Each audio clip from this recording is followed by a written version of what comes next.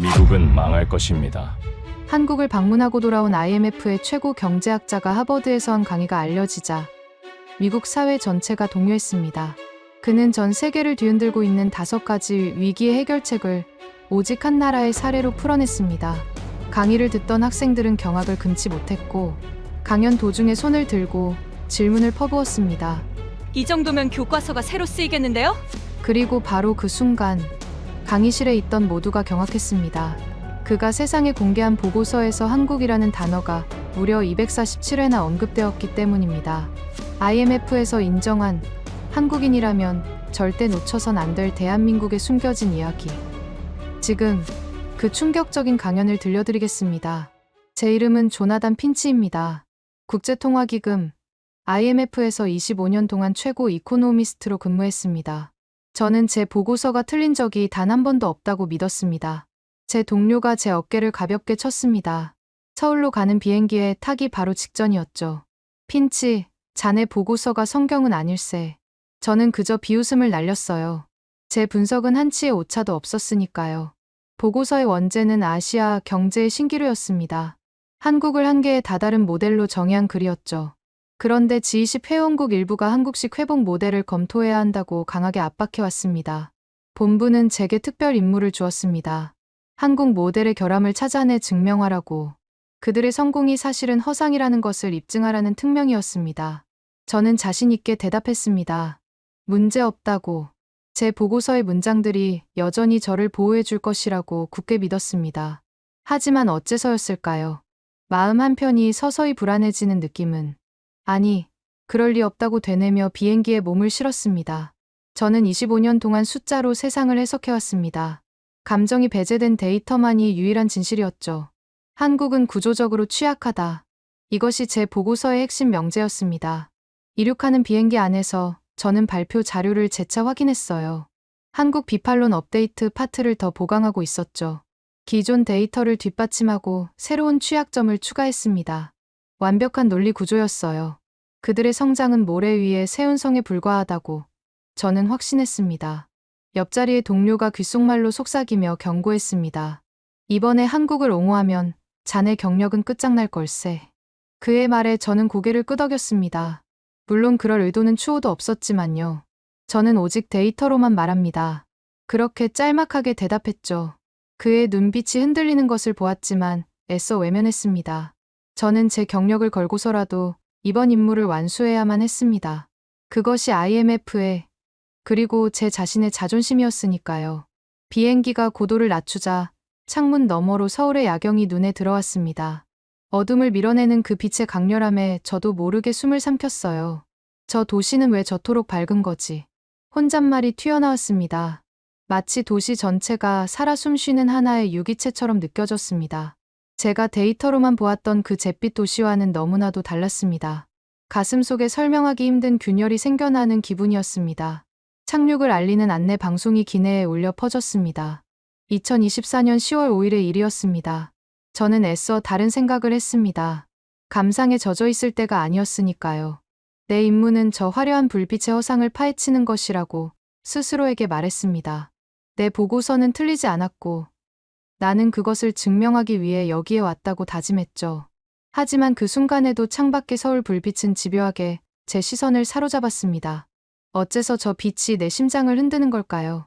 나는 이 도시에서 무엇을 마주하게 될지 두려움과 호기심이 동시에 차올랐습니다. 인천국제공항에 첫 발을 디딘 순간부터 모든 것이 생경했습니다. 거대한 공간은 소음 하나 없이 효율적으로 돌아가고 있었어요. 안내 로봇이 부드럽게 제 옆을 스쳐 지나갔고 사람들의 얼굴엔 미소가 걸려 있었죠. 모든 것이 자동화 시스템이었지만 차갑다는 느낌은 없었습니다. 이상한 경험이었죠. 입국 심사는 채 1분도 걸리지 않았습니다. 직원의 눈빛은 상냥했고 그의 손놀림은 조금의 망설임도 없었죠. 내 나라의 공항과는 모든 면에서 달랐습니다. 이곳은 마치 미래의 도시 같았어요. 수십 년간 수많은 국가를 방문했지만 이런 충격은 생전 처음이었습니다. 이것이 내가 분석했던 그 취약한 국가의 실제 모습이란 말인가. 머릿속이 혼란스러워지기 시작했습니다. 첫 단추부터 잘못 끼운 듯한 느낌이었죠. 나는 어쩌면 거대한 착각 속에 살아왔던 게 아닐까. 아니, 이것은 정교하게 설계된 연극일 뿐이라고 스스로를 다독였습니다. 분명 어딘가에는 허점이 존재할 것이라고 말입니다. 시내로 향하는 리무진 버스 안에서 저는 창밖 풍경에 다시 한번 놀랐습니다. 낡고 오래된 상점과 최첨단 빌딩이 기이한 조화를 이루고 있었어요. 길거리 노점에서 한 아주머니가 포스 단말기로 결제를 받고 있었습니다. 그 바로 옆에서는 학생들이 태블릿 PC로 무언가를 열정적으로 토론하고 있었죠. 데이터가 그들의 일상에 스며들어 있었어요. 그것도 아주 깊숙하게 말이죠. 제가 보고서에 썼던 디지털 소외하는 단어가 무의미해지는 순간이었습니다. 이들은 데이터를 통제의 도구가 아닌 삶의 도구로 활용하고 있었어요. 숫자는 언제나 사람을 보지 못한다. 제 머릿속에 처음으로 그런 문장이 떠올랐습니다. 나는 지금까지 무엇을 분석해왔던 걸까요? 단순히 숫자를 나열하는 것이 아니라 그 숫자 뒤에 감춰진 사람들의 삶을 읽었어야 했습니다. 이 도시는 제게 온몸으로 외치고 있었어요. 당신의 분석은 틀렸다고. 저는 고개를 흔들었습니다. 아직 판단을 내리기엔 너무 이르다고 생각했죠. 이 모든 것이 거대한 착시 현상일 수도 있으니까요. 다음 날 통계청 브리핑 자리에서 박민준이라는 젊은 분석가를 만났습니다. 그는 30대 초반으로 보였지만 눈빛만큼은 노련한 베테랑 같았어요. 자신감 가득한 태도로 우리를 맞았습니다. 조금은 당돌하다는 인상을 받았죠. 그는 대형 스크린에 복잡한 그래프 여러 개를 띄웠습니다. IMF의 공식 통계와 한국의 자체 데이터를 비교 분석하는 자료였어요. 교수님, IMF의 보고서는 우리의 실제 삶을 지우고 만들어낸 통계입니다. 그의 목소리는 나지막했지만 회의실 전체를 압도했습니다. 저는 순간적으로 표정이 굳어지는 것을 느꼈습니다. 전곡을 찔린 기분이었죠. 경제학은 감정을 분석하지 않소. 저는 방어적으로 쏘아붙였습니다. 하지만 제 목소리는 저도 모르는 사이에 떨리고 있었어요. 그는 제 시선을 피하지 않고 정면으로 마주 보았습니다. 한국은 감정을 데이터 시스템으로 만듭니다. 그 한마디가 제 심장에 날카로운 비수처럼 박혔습니다. 브리핑이 끝나고 저는 무거운 걸음으로 복도를 나섰습니다. 박민준이라는 젊은 분석가의 말이 머릿속을 계속 맴돌았어요. 감정을 시스템으로 만든다니. 그게 도대체 무슨 뜻일까요? 경제학의 권위자인 내 앞에서 그런 말을 하다니. 오만한 청년이라고 생각했습니다. 하지만 동시에 그의 눈빛에서 느껴졌던 그 확신이 저를 불안하게 만들었습니다. 그는 단순한 치기가 아니라 진실을 이야기하고 있었던 건 아닐까. 호텔로 돌아와 그의 발표 자료를 다시 펴보기 시작했습니다. 그가 보여준 데이터는 제가 가진 것보다 훨씬 더 구체적이고 다층적이었습니다. IMF가 보지 못했거나 혹은 일부러 무시했던 변수들이 눈에 들어왔습니다. 이것은 단순히 데이터의 양적 차이가 아니었습니다. 이것은 세상을 해석하는 관점의 차이였어요. 저는 지금까지 절반의 진실만을 보고 있었던 것일지도 모릅니다. 창문 너머로 보이는 서울의 야경이 어제와는 사뭇 다르게 느껴졌습니다. 다음 일정은 IMF 사태 때 파산했던 기업인을 만나는 것이었습니다. 이름은 최진환. 지금은 작은 사회적 기업을 운영하고 있다고 들었습니다. 저는 그가 저를 증오하고 있을 거라고 생각했습니다. 당연한 일이었죠. 그의 삶을 송두리째 무너뜨린 보고서를 작성한 장본인이 눈앞에 나타났으니까요. 그런데 그는 저를 보자마자 환한 미소를 지었습니다. 당신 보고서의 딱 한 줄이 우리 회사를 사라지게 만들었죠. 그의 말에는 원망이 없었습니다. 너무나 평온해서 오히려 제가 당황했죠. 저는 무슨 말을 해야 할지 몰라 잠시 침묵했습니다. 그의 사무실은 작고 허름했지만 따뜻한 기운으로 가득했습니다. 벽에는 직원들과 함께 찍은 단체 사진들이 빼곡히 붙어 있었죠. 이 남자는 모든 것을 상실했는데 어떻게 저렇게 웃을 수 있는 걸까요? 그의 미소가 제게는 어떤 비난보다 더 두렵게 느껴졌습니다. 원망이 있어야 할 자리에 품격이 있었어요. 저는 그 앞에서 끝없이 작아지는 기분이었습니다. 그는 낡은 지갑에서 무언가를 소중하게 꺼내 보였습니다. 색이 바랜 금반지 하나가 그의 투박한 손바닥 위에 놓여 있었어요. 결혼 반지냐고 물으려다 말을 삼켰습니다. 왠지 그러면 안 될 것 같았죠. 그는 제 마음을 읽었다는 듯이 고개를 가로저었습니다. 나라가 위기라고 하니 제 아내가 이걸 내놓더군요. 그의 목소리가 살짝 떨렸지만 눈은 여전히 미소 짓고 있었습니다. 이건 희생이 아니라 새로운 시작이었습니다. 우리 부부에겐. 그 말을 듣는 순간 제 머리를 무언가가 강하게 때렸습니다. 제가 데이터로만 추립했던 금 모으기 운동의 실체가 바로 눈앞에 있었습니다. 그것은 경제적 활동이 아니라 마음과 마음의 연대였습니다. 제 머릿속에 한국 취약이라는 프레임이 와르르 무너지는 소리가 들렸습니다. 저는 이 나라에 대해 아는 것이 아무것도 없었습니다. 그저 차가운 숫자 뒤에 숨어 거만한 결론을 내렸을 뿐이었죠. 사무실을 나와 호텔로 돌아오는 길에 제 마음은 거센 폭풍우가 몰아치는 것 같았습니다. 최진환 씨의 미소와 그의 금반지가 머릿속에서 지워지지 않았어요. 저는 지금까지 무엇을 위해 살아온 걸까요? 완벽에 가까운 보고서, 높은 지위, 세계적인 명예, 그것이 제 삶의 전부였을까요? 이름도 몰랐던 나라의 평범한 한 사람의 미소 앞에서 모든 것이 허무하게 느껴졌습니다. 그는 저에게 경제학이 아닌 인생을 보여주고 있었습니다. 호텔 방에 들어서자마자 IMF 본부에서 보낸 긴급 이메일이 도착해 있었습니다. 메일의 내용은 짧고 단호했습니다. 한국을 옹호하는 어떠한 발언도 금지한다. 이것은 권고가 아니었습니다. 제 모든 것을 빼앗을 수 있는 명령이었죠. 저는 잠시 모니터를 응시하다가 마우스를 잡았습니다. 그리고 그 이메일을 그대로 휴지통으로 드래그했습니다. 나는 아직 데이터로만 말한다. 혼잣말을 반복했습니다. 하지만 이제 그 데이터는 IMF 본부의 것이 아니라 바로 이곳 서울의 것이 될 겁니다. 그날 밤, 저는 최진환 씨에게 전화를 걸었습니다. 당신과 같은 사람들이 얼마나 더 있는지 궁금하다고 말했습니다. 그는 잠시 침묵하다가 내일 한 학교에 동행하자고 제안했습니다. 고등학생들에게 공동체 경제를 가르치는 수업이 있는 곳이라고 했습니다. 미래 세대에게서 해답을 얻을 수 있을지도 모른다는 그의 말이 이상하게 마음에 와 닿았습니다. 다음 날 약속 장소에 가니 최진환 씨와 함께 강서연이라는 교사가 저를 맞이했습니다. 그녀는 부드러운 인상이었지만 눈빛에서는 굳은 심지가 느껴졌어요. 교실로 들어서자 수십 명의 학생들이 일제히 저에게 시선을 돌렸습니다. 그들의 눈은 호기심과 약간의 경계심으로 반짝이고 있었죠. 저는 IMF에서 온 사람입니다. 그렇게 저를 소개했습니다. 순간 교실에는 미묘한 침묵이 흘렀습니다. 그 정적이 제게는 수만 마디의 말보다 더 무겁게 다가왔습니다. 이 아이들은 저와 IMF를 어떻게 생각하고 있을까요? 박민준 분석가에게서 연락이 온 것은 바로 그날 저녁이었습니다. 호텔 로비에서 잠깐 보자는 짧은 문자 메시지였죠. 약속 장소로 나가자 그는 불안한 표정으로 저를 기다리고 있었습니다. 그는 주위를 한번 살피더니 제게 작은 서류 봉투를 건네었습니다. 이걸 교수님께 드리는 것이 옳은 일인지 모르겠습니다. 그의 손이 가늘게 떨리고 있었죠. 그 역시 큰 위험을 무릅쓰고 있다는 증거였습니다. 봉투 안에는 작은 USB 메모리가 들어 있었어요. 이것은 IMF 내부에서만 관리되던 데이터 파일의 원본입니다. 그의 말에 제 심장이 쿵하고 내려앉는 것 같았습니다. 호텔 방으로 돌아와 떨리는 손으로 노트북에 USB를 연결했습니다. 화면에 나타난 것은 충격적인 진실 그 자체였습니다. 한국의 재정 건전성과 고용 회복 관련 핵심 지표들이 공식 보고서의 수치보다 월등히 긍정적이었습니다. 이것은 단순한 실수가 아니었습니다. 명백히 의도를 가진 데이터 조작이었죠. 저는 화면의 숫자들을 몇 번이고 반복해서 확인했습니다. 일부 중요한 지표는 비교 기준 시점이 제멋대로 변경되어 있었습니다. 그런 방식을 통해 한국의 성과를 고의로 폄하했던 것입니다. 이건 실수가 아니야. 제 목소리가 분노로 떨려 나왔습니다. IMF가 내가 평생을 헌신한 조직이 이런 일을 저질렀다니 도저히 믿을 수가 없었습니다. 이것은 학자로서의 제 양심을 정면으로 유린하는 행위였습니다.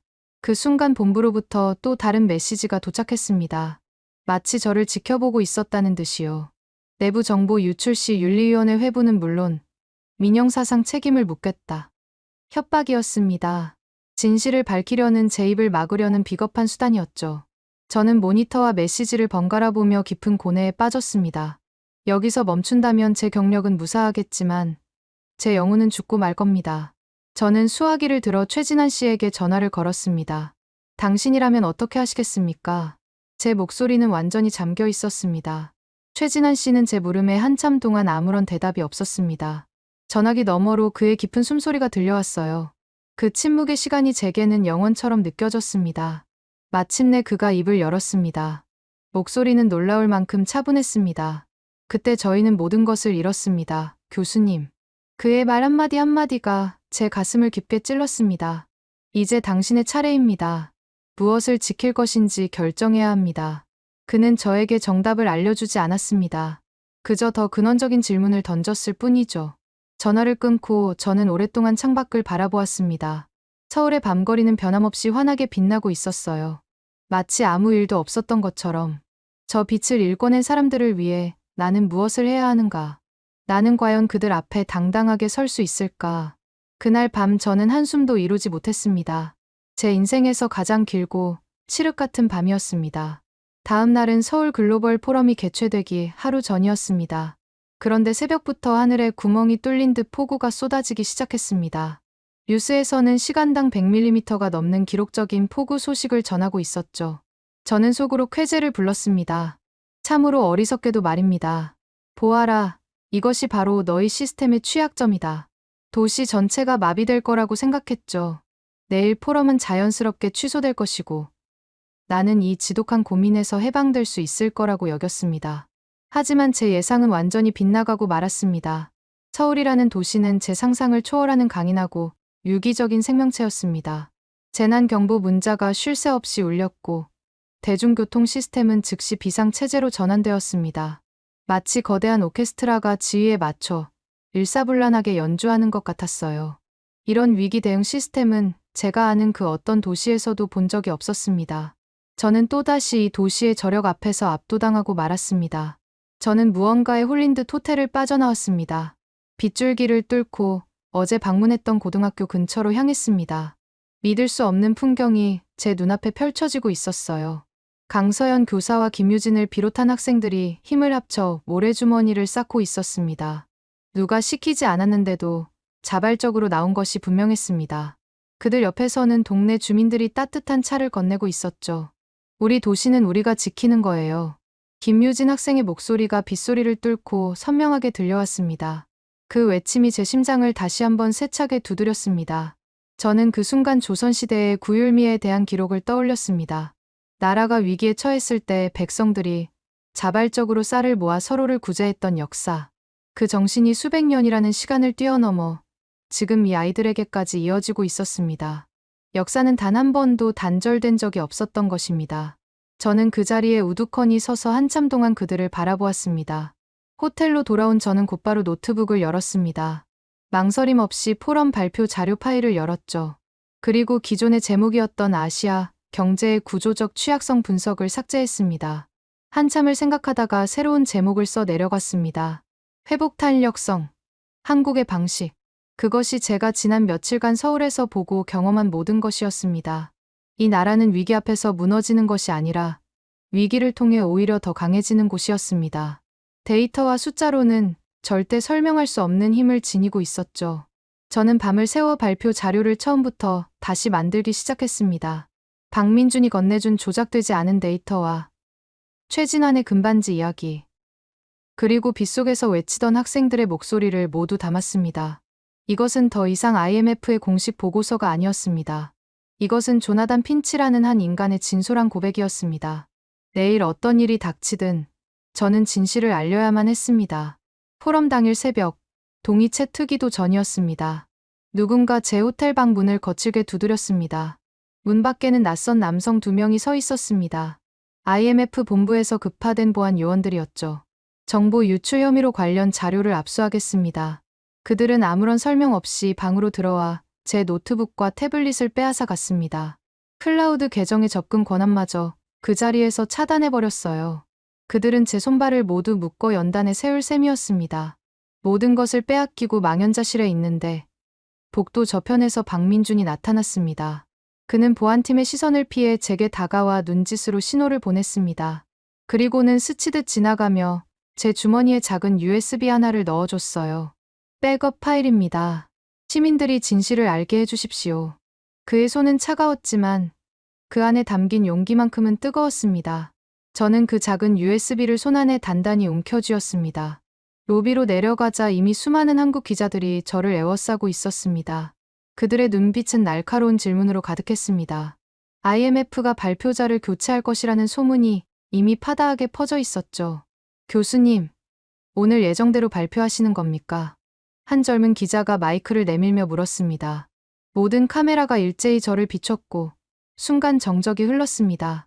저는 잠시 숨을 깊게 들이마셨습니다. 그리고 결심을 굳혔죠. 진실은 기술보다 빠르고 더 강합니다. 제 대답에 기자들 사이에서 작은 웅성거림이 일었습니다. 저는 그들을 뚫고 행사장으로 발걸음을 옮겼습니다. 더 이상 두려운 것은 없었습니다. 이미 모든 것을 잃을 각오를 마쳤으니까요. 아니, 어쩌면 저는 모든 것을 되찾기 위한 첫걸음을 내딛고 있는 것일지도 모릅니다. 제 양심과 학자로서의 자존감, 그리고 한 인간으로서의 존엄을 말입니다. 이 싸움은 이제 저 혼자만의 싸움이 아니었습니다. 포럼 행사장은 각국 대사와 금융계 주요 인사들, 그리고 학생 방청객들로 가득 차 있었습니다. 팽팽한 긴장감이 공기 중에 떠다니고 있었죠. 제 이름이 불리고 저는 천천히 연단으로 걸어 올라갔습니다. 객석 한쪽에 앉아있는 데이비드 프레스콧 부총재의 싸늘한 시선이 느껴졌습니다. 저는 준비된 연설문을 집어들었습니다. 그리고 모두가 지켜보는 앞에서 그것을 반으로 찢어버렸습니다. 장내가 순간 소란스러워지기 시작했습니다. 저는 개의치 않고 주머니에서 박민준이 건네준 USB를 꺼내 연단 위 노트북에 연결했습니다. 스크린에 나타난 것은 IMF의 로고가 아니었습니다. 그것은 조작된 데이터와 원본 데이터를 비교하는 붉은색 그래프였습니다. 비교 기준 연도, 조작, 지표 산출 공식임의 변경이라는 로그 기록이 뚜렷하게 보였습니다. 모든 것이 명백한 진실을 가리키고 있었죠. 그리고 그가 공개한 보고서에는 한국이 247개의 데이터셋에서 반복적으로 등장했습니다. 그것은 단순한 통계 자료가 아니라 세계 경제의 중심축이 어디인지를 증명하는 문장이었습니다. 데이비드 프레스콧 부총재가 자리에서 벌떡 일어나 고함을 쳤습니다. 저건 불법적으로 탈취한 정보다. 당장 중단시켜. 보안 요원들이 연단을 향해 달려오기 시작했습니다. 모든 것이 끝났다고 생각한 바로 그 순간이었습니다. 그때 객석에 앉아있던 김유진 학생이 자리에서 일어나 박수를 치기 시작했습니다. 이건 조작이 아니라 우리의 미래입니다. 막을 권리는 아무에게도 없어요. 그녀의 외침을 시작으로 다른 학생들이, 그리고 일반 방청객들이 하나둘씩 일어나 박수를 쳤습니다. 객석에 수많은 스마트폰 카메라가 일제히 켜졌습니다. 그 불빛들이 모여 마치 거대한 은하수처럼 반짝였습니다. 모든 상황이 전 세계로 실시간 스트리밍되기 시작했습니다. 저는 잠시 벅차오르는 감정을 누르고 마이크를 다시 잡았습니다. 그리고 제 평생 처음으로 한국어로 또박또박 말했습니다. 감사합니다. 대한민국. 그날 이후 저는 전 세계 언론의 요청으로 수많은 인터뷰와 강연에 나서게 되었습니다. 하버드 대학에서도 강연 요청이 들어왔죠. 그 자리에서 저는 이렇게 말했습니다. 제가 서울에서 목격한 것을 미국이 배우지 못한다면 미국은 무너질 겁니다. 순간 강의실은 정적에 휩싸였고 이내 우레와 같은 박수가 터져 나왔습니다. 그것은 비난이 아닌 깊은 반성과 경고의 의미였습니다. 한국은 위기를 단순히 관리한 것이 아니라 위기를 길들인 나라였으니까요. 그날 이후 세상은 완전히 달라졌습니다. CNN은 메인 뉴스에서 IMF 통계 왜곡 파문, 한국 데이터가 진실을 드러내다라는 제목으로 대서특필했습니다. BBC는 한국식 회복 탄력성, 글로벌 위기 대응의 새로운 표준이 될 것인가라는 심층 보도를 내보냈습니다. 유럽중앙은행은 긴급 성명을 내고 한국형 위기 관리 시스템 도입을 적극 검토하겠다고 발표했죠. 제가 던진 작은 조약돌 하나가 거대한 파장을 일으키고 있었습니다. 물론 IMF 본부는 즉시 저에게 직위 해제를 통보해왔습니다. 하지만 이제 그런 것은 제게 아무런 의미가 없었습니다. 며칠 뒤 열린 G20 재무장관 회의에서 놀라운 결과가 발표되었습니다. 한국 모델 적용 권고안이 만장일치로 통과되었다는 소식이었죠. 한 기자가 공항으로 가는 제게 물었습니다. 왜 한국인가요? 그들의 힘은 어디에 있습니까? 저는 잠시 생각에 잠겼다가 이렇게 대답했습니다. 한국은 위기를 관리한 것이 아닙니다. 그들은 위기를 길들였습니다. 워싱턴으로 돌아온 저는 곧바로 의회 청문회에 출석해야 했습니다. IMF의 명예를 훼손하고 기밀 정보를 누설했다는 것이 주된 혐의였습니다. 데이비드 프레스콧은 증인석에서 저를 강하게 비난했습니다. 그는 조직의 논리를 무시하고 기밀을 유출한 배신자입니다. 저는 그의 눈을 피하지 않고 차분하게 제 생각을 밝혔습니다. 저는 경제의 가장 중요한 기밀을 지켰습니다. 그것은 바로 사람입니다. 청문회는 인터넷으로 생중계되고 있었고 댓글창에는 수많은 해시태그가 실시간으로 올라왔습니다. 세상의 여론은 제 편이었습니다. 바로 진실의 편이었죠. 워싱턴의 한국 대사관 앞에서는 교민과 현지 시민들이 피켓을 들고 시위를 벌였습니다. IMF도 사람을 보라. 진실을 처벌해서는 안 된다는 문구가 제 마음을 뜨겁게 했습니다. 청문회 결과 저는 결국 직위 박탈이라는 최종 통보를 받았습니다. 하지만 제 표정은 이상하리만치 평온했습니다. 저는 조금도 후회하지 않았습니다. 그날 밤 저는 서재에 앉아 책을 쓰기 시작했습니다. 제목은 한국식 회복탄력성, 인간 중심의 경제학으로 정했습니다. 제가 한국에서 보고 느낀 모든 것을 담을 작정이었습니다. 숫자 뒤에 감춰졌던 사람들의 이야기, 위기를 기회로 만드는 그들의 지혜를 세상에 알려야만 했습니다. 책상 위에는 제가 20년 전에 썼던 낡은 보고서가 놓여 있었습니다. 아시아 경제의 신기루, 제 오만함의 증거와도 같은 물건이었죠. 저는 그 보고서를 한참 동안 바라보다가 마지막 장을 펼쳤습니다. 한국 한계 모델이라는 문장이 저를 비웃는 듯했습니다. 저는 펜을 들어 그 문장 위에 두 줄을 긋고 그 옆에 새로운 문장을 썼습니다. 한국 기준 모델, 과거의 저에게 보내는 작별 인사였고 미래를 향한 저의 다짐이었습니다. 이제야 비로소 제 삶의 진정한 방향을 찾은 것 같았습니다. 서울을 떠나던 날, 공항 창문에 비친 제 모습이 무척이나 낯설어 보였습니다. 불과 며칠 전과는 완전히 다른 사람이 그곳에 서 있었습니다. 출국장으로 가던 제게 공항 직원 한 분이 다가와 작은 손편지를 건네주었습니다. 최진한 씨와 강서연 교사, 그리고 학생들이 함께 쓴 편지였습니다. 당신이 우리의 진실을 세상에 알려주었습니다. 고맙습니다. 저는 그 편지를 읽고 저도 모르게 중얼거렸습니다. 아닙니다. 당신들이야말로 제 잠자고 있던 양심을 일깨워 주었습니다. 미국으로 돌아와 처음으로 강단에 선 날, 한 학생이 제게 물었습니다. 교수님은 그 모든 것을 어디서 배우셨나요? 저는 한치의 망설임도 없이 대답했습니다. 대한민국에서요. 제 목소리가 미세하게 떨리는 것이 느껴졌지만 조금도 부끄럽지 않았습니다. 오히려 자랑스러웠습니다. 그 후 세상은 마치 오랫동안 준비했다는 듯이 놀라운 변화를 만들어내기 시작했습니다. 이전까지 각국의 위기 대응 매뉴얼이 서류함 속에서 잠자고 있었다면 이제 한국의 사례는 살아있는 교과서처럼 전 세계로 확산되었습니다. 유엔과 세계은행, 그리고 경제협력개발기구 OECD가 역사상 최초로 공동 태스크포스를 구성하여 한국식 회복탄력성 교육 모듈을 함께 개발하는 이례적인 결정을 내렸습니다. 이것은 단순히 하나의 정책 사례를 배우는 것이 아니었습니다. 위기 상황에서 국가가 국민을 통제하는 방식이 아니라 국민과 함께 위기를 극복하는 새로운 사회 운영 시스템을 도입하려는 거대한 시도였습니다. 그 중심에는 한국 정부가 있었습니다. 그들은 여기서 한 걸음 더 나아가 전 세계 개발도상국들과 자신들의 값비싼 경험을 공유하겠다며 시민 참여형 위기 대응 아카데미의 문을 활짝 열겠다고 선언했습니다. 지식의 독점이 아닌 고통의 경험을 나누겠다는 약속이었죠.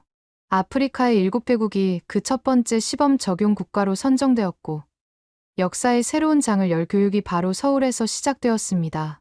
전 세계의 사회학, 행정학 교재에는 서울 글로벌 포럼 영상의 마지막 장면이 약속이라도 한 듯이 실렸습니다. 두려움에 떨던 김유진 학생과 그녀를 끝까지 지켜냈던 강서영 교사가 서로를 부둥켜 안고 안도와 감격의 눈물을 흘리던 바로 그 모습이었습니다. 그 사진은 위기 극복의 가장 위대한 상징으로 남았습니다. 저는 그 역사적인 프로젝트의 자문위원으로 위촉되어 벅찬 가슴을 안고 다시 한국을 방문하게 되었습니다. 인천국제공항 입국장은 여전히 활기찼고 수많은 카메라 플래시가 터졌습니다.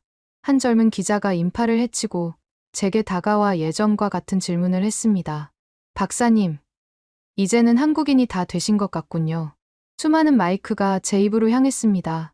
저는 예전처럼 침묵하는 대신 환하게 웃으며 즉시 대답했습니다. 아닙니다. 저는 한국의 가장 자랑스러운 제자가 되었습니다. 제 대답에 기자들 사이에서 짧은 탄성이 터져 나왔고 그들은 무언가에 홀린 듯 제 말을 받아 적기 시작했습니다. 저는 더 이상 외부의 관찰자가 아니었습니다. 아카데미의 성대한 개회식이 끝나고 최진한 씨가 인파 속에서 저를 찾아왔습니다. 위기의 순간에 절망의 아이콘과도 같았던 그는 이제 누구보다 단단하고 평온한 표정을 짓고 있었어요. 그는 제게 작은 상자 하나를 조용히 건넸습니다. 돌려드릴 것은 마땅치 않고 대신 드릴 것이 하나 생각났습니다. 그의 목소리는 낮았지만 깊은 울림을 담고 있었죠. 상자 안에는 그가 그토록 아끼며 항상 지니고 다니던 손때가 묻은 낡은 금반지가 들어 있었습니다. 저는 너무나 놀라 그럴 수 없다며 손사래를 쳤습니다. 이것은 그의 인생 그 자체인데 제가 감히 받을 수 없는 물건이었습니다. 하지만 그는 제 손에 반지를 억지로 쥐어주며 말했습니다. 그날 이후로 우리는 외부의 시선이 아니라 우리 스스로를 믿는 법을 알게 되었습니다. 이 반지는 이제 희생의 상징이 아닙니다. 그의 눈은 깊은 확신으로 가득 차 있었습니다. 그 반지는 절망의 시대를 견뎌낸 희생의 증표가 아니라 이제 서로에 대한 신뢰와 우리도 해낼 수 있다는 자부심의 상징이 되어 있었습니다. 저는 더는 거절할 수가 없었습니다. 그 반지의 무게가 제 손바닥을 타고 심장까지 전해지는 듯했습니다. 저는 그 반지를 소중히 감싸주며 말했습니다. 최진환 선생님, 이것이야말로 달러나 유로가 아닌 세계 경제에 가장 견고하고 신뢰할 수 있는 새로운 화폐입니다. 우리는 한참 동안 아무 말도 없이 서로를 바라보며 그저 미소만 지었습니다. 더 이상 어떤 화려한 미사여구나 복잡한 설명도 필요하지 않았습니다. 낡은 금반지 하나가 세상의 그 어떤 언어보다 더 많은 것을 이야기하고 있었으니까요. 모든 일정을 성공적으로 마치고 제 나라로 돌아가는 날, 강서연 교사와 김유진 학생이 공항까지 배웅을 나왔습니다. 어느새 훌쩍 자라 교복 대신 어엿한 숙녀복을 입은 김유진은 세계 시민 포럼의 아시아 최연소 학생 대표가 되었다고 쑥스럽게 말했습니다. 그녀의 눈빛은 그날 영상에서 보았던 것처럼 여전히 흔들림 없이 맑고 총명하게 빛나고 있었습니다. 그 눈빛이야말로 한국의 미래라는 생각이 들었습니다. 저는 그들에게 서툴지만 진심을 다해 준비한 한국어로 마지막 인사를 했습니다. 고맙습니다. 그리고 절대로 잊지 않겠습니다. 제 인사에 강서연 교사의 눈시울이 촉촉하게 젖어드는 것을 보았습니다. 그녀는 아무 말 없이 고개만 깊이 숙였죠. 비행기는 이륙했고 창밖으로 서울의 불빛이 마치 지상의 은하수처럼 별자리처럼 끝없이 펼쳐지고 있었습니다. 처음 이 도시를 방문했을 때 느꼈던 막연한 불안감과 냉정한 의심은 이제 온데간데 없었습니다. 저는 이제 저 불빛 하나하나가 얼마나 많은 사람의 땀과 눈물, 그리고 포기하지 않는 희망으로 만들어졌는지 누구보다 잘 알 것 같았습니다. 제 마음속의 마지막 문장이 조용히, 그리고 아주 선명하게 새겨졌습니다. 한국은 단순히 위기를 버텨낸 나라가 아니라 오히려 그 위기를 길들여 미래를 만들어가는 나라다. 그 위대한 진실을 두 눈으로 직접 보고 가슴으로 배우게 된 것만으로도 제 인생은 이전과 비교할 수 없을 만큼 충분히 가치 있어졌습니다. 비행기는 밤의 바다 위를 날고 있었지만 제 마음은 서울의 불빛보다 더 환하게 빛나고 있었습니다. 오늘 전해드린 이야기는 한 외국인의 시선을 통해 다시 발견한 대한민국의 진정한 힘에 대한 이야기였습니다. 그가 깨달은 것은 숫자가 아니라 서로를 믿고 다시 일어서는 사람들의 힘이었습니다. 우리는 위기 속에서도 결코 무너지지 않았습니다. 오히려 위기를 길들이며 세상을 감동시켰습니다. 그것이 바로 한국의 저력입니다. 대한민국은 누군가가 만들어준 나라가 아닙니다. 스스로의 힘으로 세상을 일으킨 나라, 그 이름이 바로 대한민국입니다. 다음 이야기를 먼저 받아보시려면 좋아요와 구독을 눌러주시고 오늘도 자랑스러운 하루를 보내시길 바랍니다. 감사합니다.